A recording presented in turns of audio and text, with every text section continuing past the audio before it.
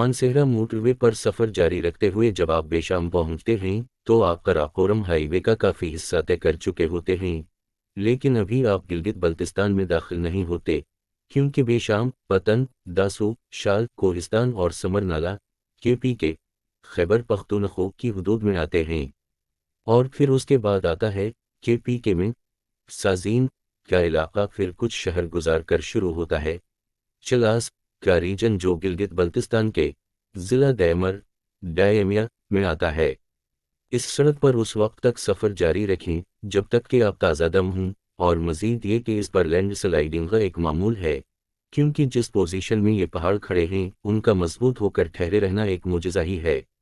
اور اس پر انسانی کمال یہ کہ اس طرح کی مشکل سرمئی پتھریلی پراسرار اور حیرانکن لینڈسکیپ زمین کی بناوٹ پر اتنی خوبصورت سڑک تراش ڈالی اور آنے والی نسلیں انسانیت کو یہ ونڈرلینڈ دیکھنے کا موقع دیا۔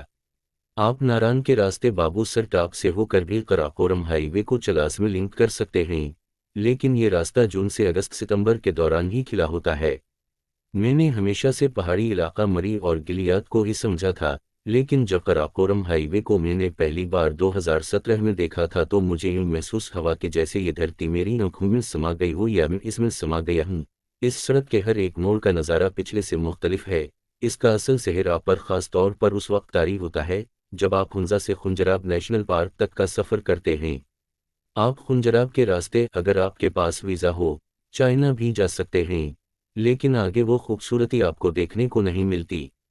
پاکستان سے تعلق رکھنے والے مشہور و معروف سیاح بائیکر ابرار حسن وائلڈلینڈز بائی ایبرا کا بھی یہی کہنا ہے کہ قراقورم ہائی وے کی اصل خوبصورتی ہنزا سے سوست اور خنجراب تک ہی ہے، اور یہ علاقے الحمدللہ ہمارے ملک میں ہی واقع ہیں۔